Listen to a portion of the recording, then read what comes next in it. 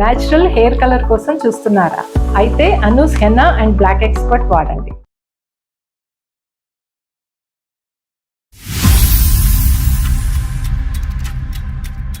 నీకు పెళ్లి కాకపోతే మేము అడిగే ప్రసక్తే లేదు. నీకు పెళ్ళి ఈ మొగుడు పిల్లడు ఉండేటప్పుడు నువ్వు ఎవరికి ఇస్తున్నావు డబ్బులు? నేను ఎవరికైనా ఇచ్చుకుంటాను. నా సంపాదన నా ఇష్టం అండి. ఇంట్లో భర్త అనేవాడు ఉన్నాడు, పిల్లడు ఉన్నాడు. రాత్రి 2 వరకు పరాయి మగాళ్ళతో మాట్లాడవలసిన పని ఏంటి సార్? డబ్బు పిచ్చే సంపాదించాలి. సంపాదించేసి కన్నోడికి అంతా దోచి పెట్టేయాలి. మీ అబ్బాయి బోర్డు సంపాదన సరిపోకే మేము కష్టపడుతున్నాము.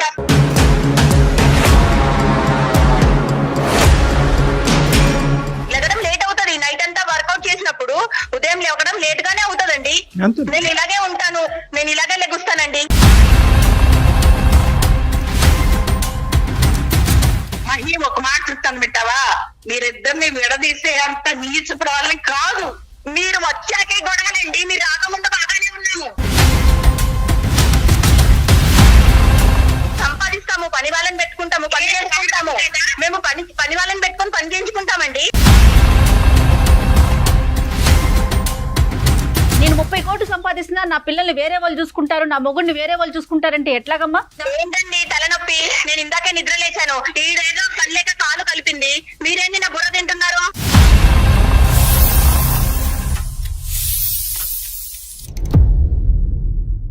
నమస్తే కళ్యాణ్ నమస్తే జయ గారు. కళ్యాణ్ గారు, ఇన్ని ఇష్యూస్ ఉన్నాయా బయట? ఇంతమంది సలహా కోసం వెయిట్ చేస్తున్నారా? అది ముఖ్యంగా మీలాంటి వారి సలహా కోసం వెయిట్ చేస్తున్నారు. కమలమ్మ అని ఒక ఆవిడ మనకి మెయిల్ చేశారండి, పెద్ద ఆవిడ. అది కూడా ఒక అత్తగారండి. కొడుకు కోడళ్ళకి సంబంధించిన ఒక ఇష్యూ. రైట్, మనకి నెంబర్ కూడా ఇచ్చారు ఆవిడ. ఒకసారి నేను కాల్ చేస్తానండి. యూజువల్ గా ఇలాంటి సినారియోస్ లో కంప్లైంటెంట్ అంటాం కదండి. కంప్లైంటెంట్ సహజంగా అత్తగారు ఎప్పుడు ప్లే చేయరు ఆ పాత్ర. ఎదురు భార్య గాని భర్త గాని వాళ్ళిద్దరికి సంబంధించి ఇంకా పెద్ద వయసు ఉంటే వాళ్ళ పిల్లలు గాని వస్తారు గాని. అవునండి, అత్తగారి పాత్ర చాలా. హలో అమ్మా, కమలమ్మ గారండి? అవునమ్మా, ఎవరమ్మా? అమ్మా నమస్తే అమ్మా, నేను జయాని అందమైన జీవితం ప్రోగ్రామ్ నుంచి కాల్ చేస్తూ ఉన్నాను. కళ్యాణ్ చక్రవర్తి గారు ఉన్నారు. ఒక్కసారి మీరు మెయిల్లో పెట్టిన విషయాన్ని ఆయనతో ఒకసారి మాట్లాడండి అమ్మా. నమస్తే కమలమ్మ గారు. నమస్తే సార్. అంత పెద్ద ఈమెయిల్ రాశారు, మీరే కొట్టారా టైపు, లేదంటే ఎవరి చేతన కొట్టించారా? లేదు సార్, నాకు చదువు లేదు. అంటే మా పక్కన ఇంకా వేరే వాళ్ళు ఉంటారు, వాళ్ళ చేత పంపించాను నేను. ఎందుకంటే ఒక కుటుంబం దూరం అయిపోతున్నారు వాళ్ళిద్దరు ఇలాగా అని నేను విని నాకు బాధ అనిపించి, బయట వాళ్ళు కాదు సార్, నా కొడుకు కోడలు సార్ వాళ్ళు. అయ్యా, వాళ్ళకి పెళ్ళై ఈ మధ్యనే ఒక 7-8 ఏళ్ళ బాబు ఉన్నాడు సార్, అంతే. చెప్పండి అమ్మా. నా కొడుకు కోడలు విడిపోవాలని చూస్తున్నారు. అయ్యో, అది నా చెవులారా విన్నాను నేను. నా కొడుకు జీవితం ఏమైపోతుంది, నా మనోడు దాని చిన్న బాబు, ఆ పిల్ల ఎందుకు అలా చేస్తుందో నాకు అర్థం కావటం లేదు. అంటే పిల్ల చేయటమా కొడుకు కూడా చేయటం అంటారా? లేదు, నా కొడుకు వల్ల ఏ తప్పు లేదు సార్, నిజంగా చెప్తున్నాను. తప్పు అంటూ ఉంటే ఆ పిల్ల వల్లే ఉంది. ఏంటమ్మా అసలు సమస్య ఏంటి? ఆ పిల్లకి డబ్బు సమస్య, ఇంకేమీ లేదు. నా కొడుకు తెల్లవారు 9 గంటలకు వెళ్ళి రాత్రి 9 గంటలకు వస్తాడు, కష్టపడుతున్నాడు, డబ్బు సంపాదిస్తున్నాడు. అది చాలదంట ఆవిడకి, ఇంకా కట్టలు కావాలి, డబ్బులు కావాలి. డబ్బు డబ్బు డబ్బు డబ్బు డబ్బు. ఏం చేసుకుంటది సార్? డబ్బుతోనే పుట్టాము మనం, కాదు కదా. వాడు కష్టపడి తెస్తున్నాడు ఆ డబ్బుతో. అది కాదు సార్, ఒక మాట, ఒక పెళ్ళయి కొడుకున్న అమ్మాయి రాత్రి 1 గంట 2 వరకు వేరే వాళ్ళతో మాట్లాడుతుంటే ఎలా ఉంటది సార్?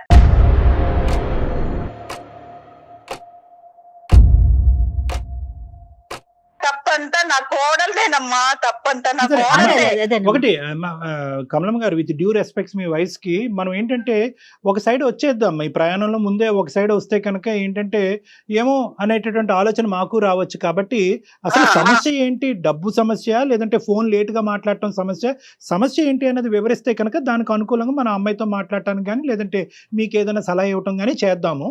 నా ఉద్దేశం ఏంటంటే ఫస్ట్ మీరు ఉన్నది ఉన్నట్టుగా చెప్పండి. ఉన్నది ఉన్నట్టుగా చెప్తున్నాను సార్. ఇంట్లో భర్త అనేవాడు ఉన్నాడు, పిల్లడు ఉన్నాడు. రాత్రి 2 వరకు పరాయి మగాళ్ళతో మాట్లాడవలసిన పని ఏంటి సార్?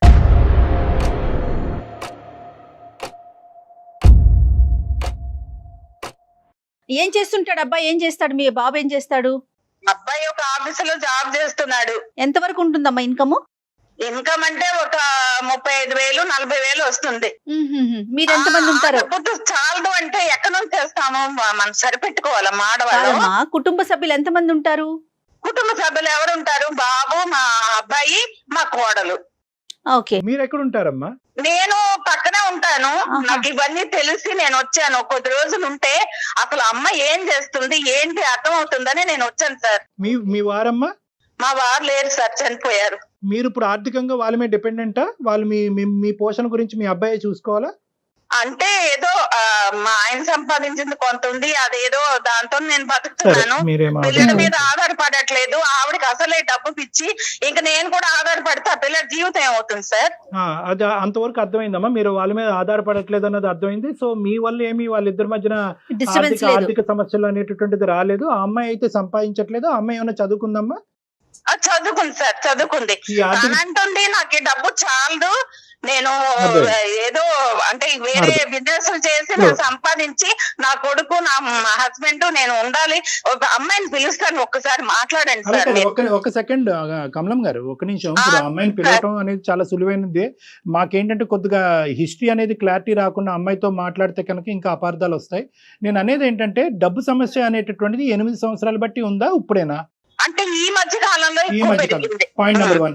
పాయింట్ నెంబర్ 2 ఏంటంటే ఇప్పుడు ఈ రెండిట్లో ఏది పెద్ద సమస్య అని మీరు అనుకుంటున్నారు? బాబు ఏ సమస్య వల్ల ఎక్కువ ఇబ్బంది పడుతున్నాడు?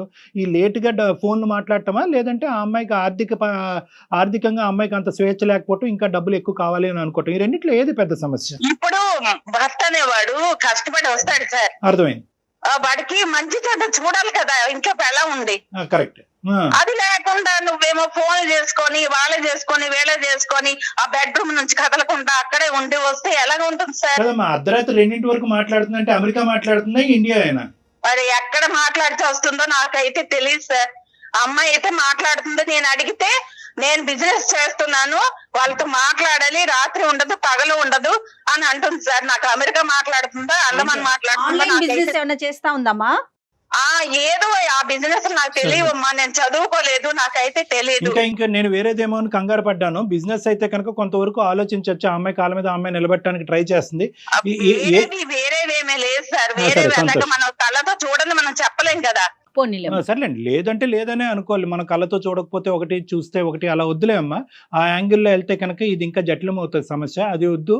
వీళ్ళిద్దరి మధ్యన ఇప్పుడు మీరు ఉండటం అనేది ఏమైనా సమస్య అంటే మీ వైపు కూడా అమ్మాయి ఏమన్నా ప్రాబ్లమాటిక్ సిచ్యువేషన్ క్రియేట్ అవుతుంది? పెద్దావిడ వస్తుంది, పెద్దావిడకి చెప్తుంది. సర్వసహజంగా మనం వినేది ఇదే, కొడుకెళ్ళి తల్లికి చెప్తున్నాడు, అన్ని కబుర్లు అక్కడ చెప్తున్నాడు కాబట్టి అదంతా ఈ అబ్బాయి నేర్చుకుని వచ్చిన అమ్మాయి ప్రతాపం చూపెడుతున్నాడు అనేది. మీరేమన్నా వాళ్ళిద్దరి మధ్యన సమస్య దూరంగా ఉన్నా కూడా? ఆవిడ అనుకుంటుంది సార్ నేను సమస్య కాదు, నాకు బిడ్డ ఉండి నాకు తను ప్రాబ్లమ్స్ లో ఉంటే నేను ఆలోచిస్తాను కదా నా కూతురు అని. మీ కోడలికి నా బిడ్డని వాళ్ళిద్దరూ విడిపోకూడదు. నా బాధ అంతా ఏంటంటే ఇంకొక అత్తగారు అయితే అత్తగారిని గయ్యాలుగా చూపిస్తున్నారు తరతరాల నుండి. ఆ రోజులు మారినాయిలేమ్మా, రోజులు చాలా మారాయి, పూర్తిగా మారిపోయాయి. మనం ఇంకా అక్కడే ఉండొద్దు. సో ఈ అంశం ఇక్కడ మన గడప దాటి వాళ్ళ కుటుంబం వరకు వెళ్ళిందా, కోడల కుటుంబం వరకు వెళ్ళిందా, వాళ్ళ అమ్మ నాన్నల యొక్క ప్రమేయం ఇందులో ఉందా? వాళ్ళు ఏమంటున్నారు? వాళ్ళు నాకు తెలిసి తను డబ్బు డబ్బు అంటుందంటే సంపాదించి వాళ్ళకి అన్నవాడు పెడతామని. వాళ్ళే ఉన్నతమైన వాళ్ళు కాదు, నా కొడుకే తక్కువ సంపాదిస్తున్నాడు ఫీలింగ్ కానీ వాళ్ళు ఏ ఉన్నతమైన వాళ్ళు కాదు. ఈ డబ్బు తీసుకెళ్లి వాళ్ళకి ఇద్దామని ఆవిడ. అందులో వాస్తవాలు ఏంటి అవాస్తవాలు ఏంటి అన్నది మనం ఆలోచిద్దాం అమ్మా. కానీ మీరు వాళ్ళిద్దరు విడిపోతారనే అంశం మీకు ఎలా తెలిసింది? మీరేం విన్నారు, చూసారా? నేను 10 రోజుల క్రితం విన్నాను సార్. అంటే నేను వచ్చి ఈ మధ్య ఒక 1.5 month అవుతుంది ఇక్కడికి బాబు దగ్గరికి వచ్చి. ఏదో పిల్లడు కొంచెం దగ్గర ఉంటే ముసలి వాళ్ళం కదా, సెలవులు కదా ఇప్పుడు, ఏదో పిల్లడు దగ్గర ఉంటే వాడిని చూసుకోవచ్చు అని ఒక ప్రేమతో నేను వచ్చాను. వస్తే ఒక రోజు నేను వాళ్ళ అన్న మాటలు విన్నాను. నా కొడుకు అయితే అనలేదు సార్. తన ఏమంటుందంటే విడిపోదాం, నీకు ఇష్టం లేకపోతే విడిపోదాం, నేను ఇలాగే ఉంటాను.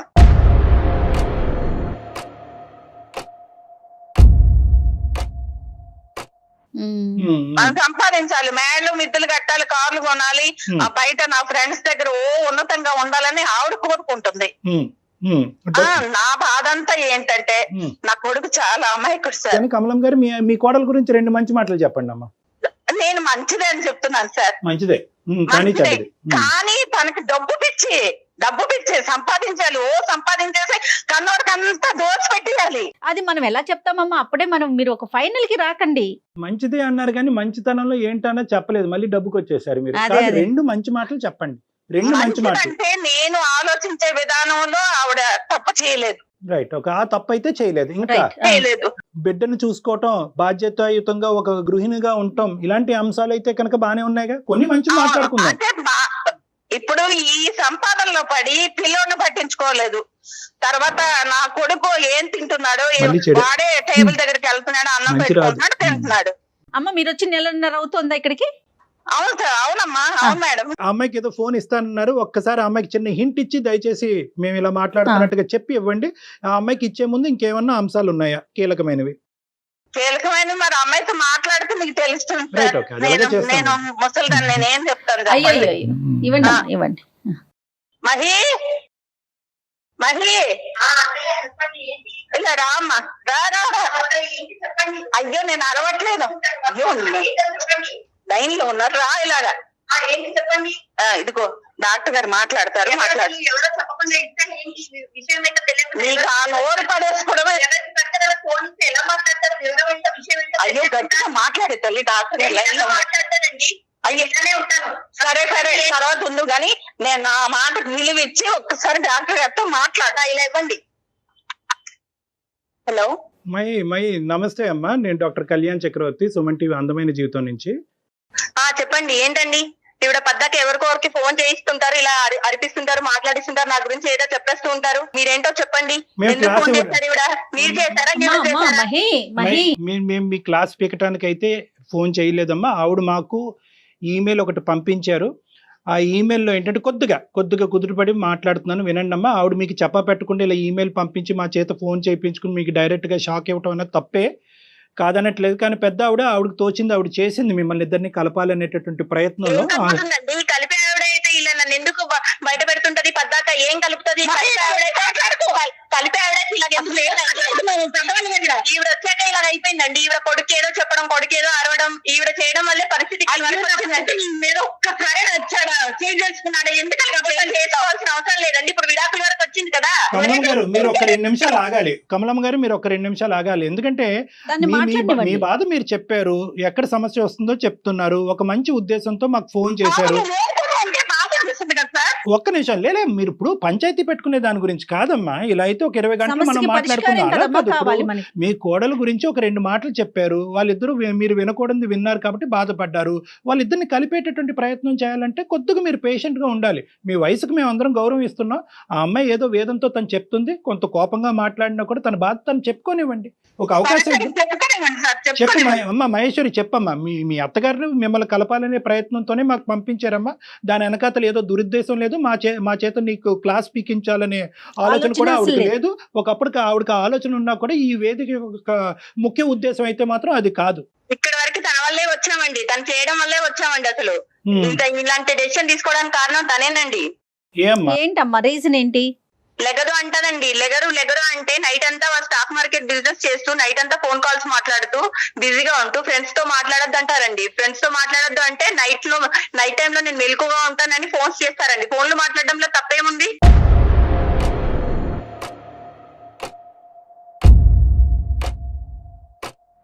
ఫోన్లు మాట్లాడకూడదు అంటారండి. మధ్యాహ్నం 12 గంటలకి లేస్తుందా? నైట్ అంతా ఫోన్ కాల్స్ మాట్లాడి బిజినెస్ సంపాదించినప్పుడు ఉదయం లేట్ అవుతారండి. లేట్ అవుతుంది ఉదయము.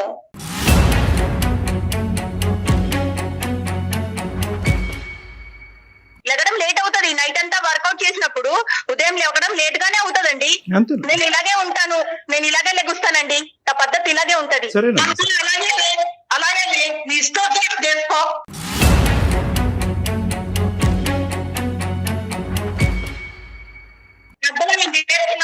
పెద్దవాళ్ళు అర్థం చేసుకొని మాట్లాడాలి. ఫోన్లు మాట్లాడుతున్నది అంటే ఫోన్లు ఎందుకు మాట్లాడుతున్నారు, దేనికోసం మాట్లాడుతున్నారు మీకు తెలుసా అండి?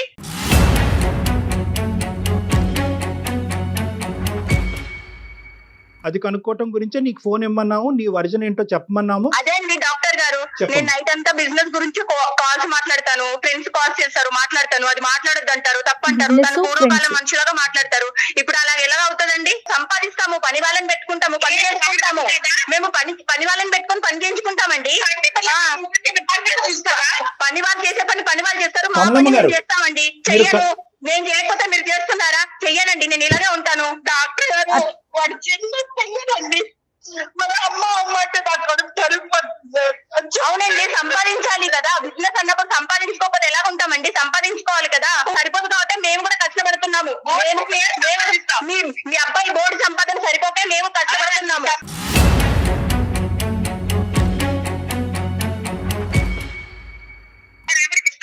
నా సంపదను ఎవరికైనా ఇచ్చుకుంటానండి, ఎవరికైనా ఇచ్చుకుంటాను అత్తయ్య గారు. నేను ఎవరికైనా ఇచ్చుకుంటాను అత్తయ్య గారు. నా సంపాదన నా ఇష్టం అండి.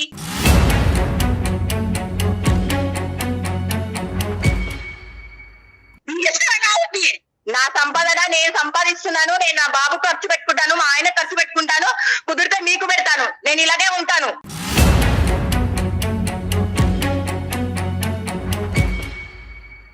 మీకు పెళ్లి కాకపోతే మేము అడిగే ప్రసక్తి లేదు. నీకు పెళ్ళి ఈ మొగుడు పిల్లడు ఉండేటప్పుడు నువ్వు ఎవరికి ఇస్తున్నావు డబ్బులు? ఎవరికి ఇస్తాను? నా సంపాదన నేను ఎవరికైనా ఇస్తాను. ఈ అబ్బాయి సంపాదన ఎవరికి ఇవ్వట్లేదు కదా.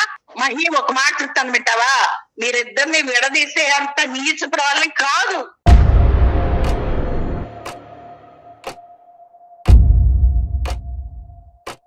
మీరు వచ్చాకే గొడవలండి, మీరు రాకముందు బాగానే ఉన్నాము. ఎందుకు వచ్చాను?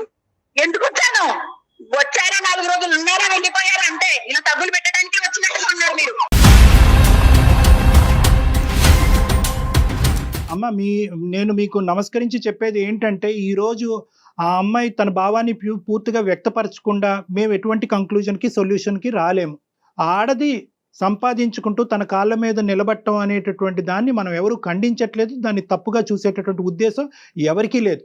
ఆ అమ్మాయి తన కాళ్ళ మీద ఆర్థికంగా నిలబడాలి అని అనుకుంటుంది, సంపాదించాలి అని అనుకుంటుంది, తన సంపాదించే డబ్బుతో కుటుంబాన్ని పోషించాలి అనుకుంటుంది. కానీ ఏదో తను పోషించట్లేదు సార్. మరి నా బాధ అదే కదా. ఏమవుతుందమ్మా? ఏం చేస్తుంది? బాధపడుతున్నాడు. ఒకటి, ఆ అమ్మాయి సంపాదించుకుంటుంది, తన కాళ్ళ మీద తను నిలబడాలి అనుకుంటుంది, ఆర్థిక పరమైనటువంటి స్వేచ్ఛ కోరుకుంటుంది. ఆ డబ్బులు తీసుకెళ్లి బ్యాంకులో వేసుకుంటుందో, కొడుక్కో బిడ్డకో ఖర్చు పెట్టుకుంటుందో అనేటటువంటి ఒక అంశం. మహేశ్వరి గారు, మీరు ఉద్యోగం చేయాలి, స్టాక్ మార్కెట్ చేసుకోవాలి అనేటటువంటి ఉద్దేశం మీకుంటే ఇంత రాత్రే చేయాలా? పగటిపూట చేసి రాత్రిపూట మీరు పడుకుని తొందరగా లెగిసి మిగతా బాధ్యతలను అన్నింటినీ నిర్వర్తించడంలో అవకాశం ఉందా లేదా? నా ఇష్టం సార్, నేను రాత్రిపూట చేసుకుంటాను, నేను ఇలాగే ఉంటాను. కాదమ్మా, ఇష్టం కాదు. పగలు చేయడం కుదరదండి, నేను రాత్రులే చేస్తాను, సరే, ఓకే. నేను ఇలాగే ఉంటానండి, రైట్, నేను రైట్, ఇలాగే ఓకే. చేయగలను. అమ్మ, నేను మహి మీతో- గారు, మీ ఇష్టం మీరు- వచ్చినట్టు ఎవరి ఇష్టం వచ్చినట్టు అలా వాళ్ళు కదా. ఉండొచ్చండి. అమ్మ, ఇది కుటుంబం అమ్మ. ఈ కుటుంబం అనేటప్పుడు ఏంటంటే నీ భర్తకు కావలసినటువంటి కొన్ని అంశాలు ఉంటాయి. కాదండి, నేను ఒకటి పుట్టింట్లో ఎలా ఉన్నానో అత్తింట్లో కూడా అలాగే ఉండాలనుకుంటున్నానండి.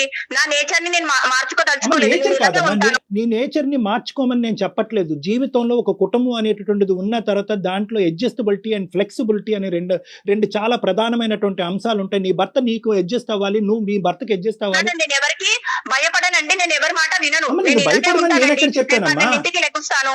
ఎప్పుడు చూడు నా గురించి మాట్లాడుకోవడము, నన్ను తక్కువ చేసి మాట్లాడడము, ఈ తల్లి కొడుకులు ఎప్పుడు నేను ఏం చేసినా తప్పనడము, కూర్చున్నా తప్పే, లెగిసినా తప్పే, ఏ కోణంలో చూసినా తప్పే అంటారండి.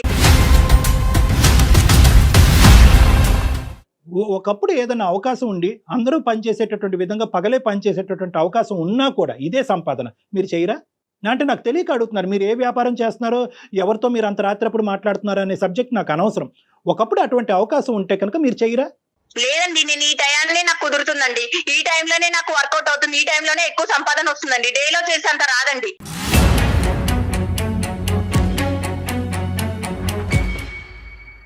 మీరు ఇలా చేయటం వల్ల మీ భర్త గారు కానీ మీ బిడ్డ కానీ ఇబ్బంది పడుతున్నారో లేదో అనేటటువంటి వాళ్ళ విశ్లేషణ. బాబు కోసమే కదండి కష్టపడుతుంది, నేను కూడా నైట్ అవుట్ లో నా నిద్ర మానుకొని కష్టపడుతుంది, వాళ్ళ కోసమే కదండి, కుటుంబం కోసమే కదండి. 4 సంవత్సరాలు బాబు, నీ భర్త 8 సంవత్సరాల క్రితం పెళ్ళైనటువంటి మీ భర్త, వీళ్ళు ఇబ్బంది పడుతున్నారా లేదా?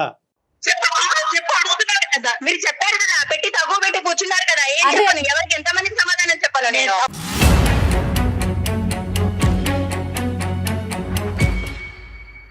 అమ్మ, అమ్మ నువ్వు చాలా విపరీతమైనటువంటి ఇమోషన్ తో మాట్లాడుతున్నావు, నాకు అర్థం అవుతుంది. ఆ ఇమోషన్ లో ఎక్కడ కూడా దానిలోంచి రేషనాలిటీ బయటకు లాజిక్ రావట్లేదు మీరు. కనిపించట్లేదు. మొండిగా వాదిద్దాం అంటే ఇంకో 10 గంటల పాటు మొండిగా వాదిద్దాం అమ్మా. దీనివల్ల నీతో ఇలా మొండిగా వాదన వల్ల నీ కుటుంబానికి ఉపయోగం లేదు, మాకు ఉపయోగం లేదు, ఎవరికి మనశ్శాంతి లేదు. నేను ఒకటే చెప్తున్నాను, నిజంగా ఖచ్చితంగా నేను ఆ టైంలోనే పనిచేస్తాను, నేను అలాగే ఉంటానంటే అలాగే ఉండు, కాదనట్లేదు. బట్ ఫ్యామిలీకి సంబంధించినటువంటి వ్యవహారాలు, కుటుంబం యొక్క సంతోషం కూడా చాలా ఇంపార్టెంట్. అందరూ ఇప్పుడు చాలా మంది షిఫ్ట్ డ్యూటీలు చేస్తున్నారు, అర్ధరాత్రి అనక అపరాత్రి అనక కష్టపడుతున్నారు. కానీ దాని వెనక అతను కుటుంబం యొక్క సంతోషం, ప్రోత్సాహం ఈ రెండు చాలా ఇంపార్టెంట్. రైట్.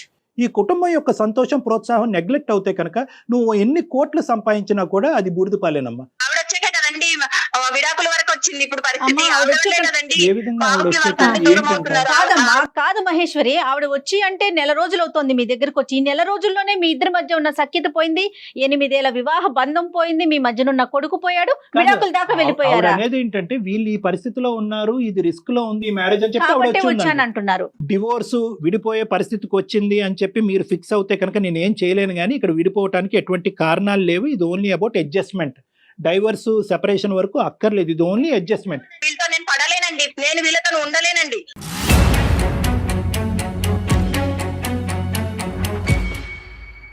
కాదు మేడం, మీరు వీళ్ళతో ఉండకపోవటానికి ఇంకేం కారణాలు ఉన్నాయి? ప్రతిదానికి తప్పు పడతారండి. ఇలా పడితే నేను ఇలా అది కూడా పాయింట్. ఉండలేనండి.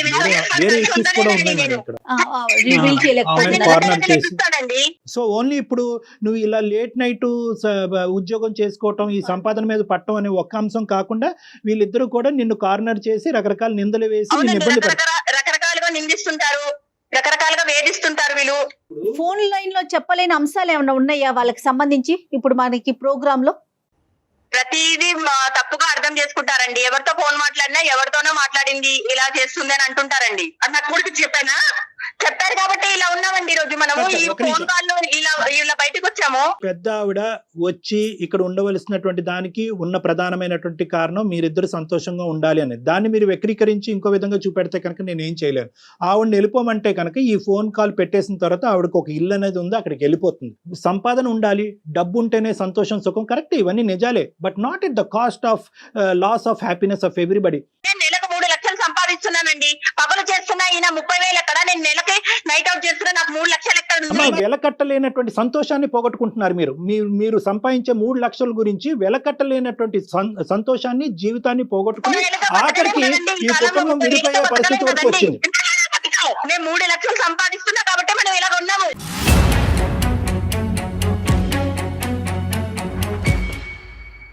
మీరు సంపాదిస్తున్నారు కాబట్టి మేమందరం మీ మీద కక్ష కట్టాము అని చెప్పి దయచేసి మీరు అనుకోవద్దు.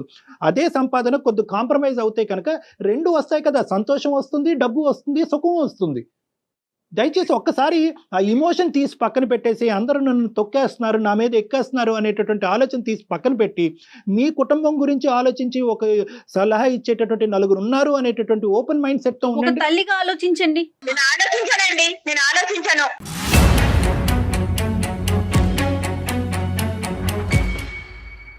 మీ ఉద్దేశం ఏంటి? మరి వాడిని ఎవరు చూస్తారు? వాళ్ళే చూసుకుంటారండి. నేను వాళ్ళకేం పనమ్మా? నన్ను వద్దనుకుంటున్నారు కాబట్టి నేను కూడా వాళ్ళని వద్దనుకుంటున్నానండి. మహి గారు, చూసుకుంటారండి, బాబుని వాళ్ళు చూసుకుంటారు. మహి గారు, ఒక్క మాట చెప్తానండి. నెలకు మీరు 3 లక్షలు సంపాదిస్తున్నారేమో, 30 కోట్లు సంపాదించే స్త్రీలు కూడా చాలా మంది ఉన్నారండి. సంసారాన్ని చక్కబెట్టుకుంటున్నారు, అందులో ఎటువంటి సందేహం లేదు.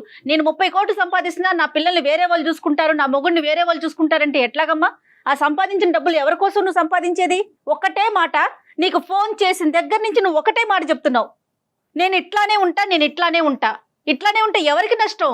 ఆ పెద్ద ఆవిడేమో కలపాలని చూస్తా ఉంటే ఆవిడ వద్దంటావు, నీ పిల్లల్ని చూసుకోవాలంటావు. కాల్ మొదలైన దగ్గర నుంచి డాక్టర్ గారు ఎంత కాంప్రమైజ్ చేస్తున్నారమ్మా? నీ వర్షన్ ఏమన్నా మారిందా? ఏంటండి తలనొప్పి? నేను ఇందాకే నిద్ర లేచాను, ఈడేదో కళ్ళేక కాలు కలిపింది, మీరేంది నా బుర్ర తింటున్నారు?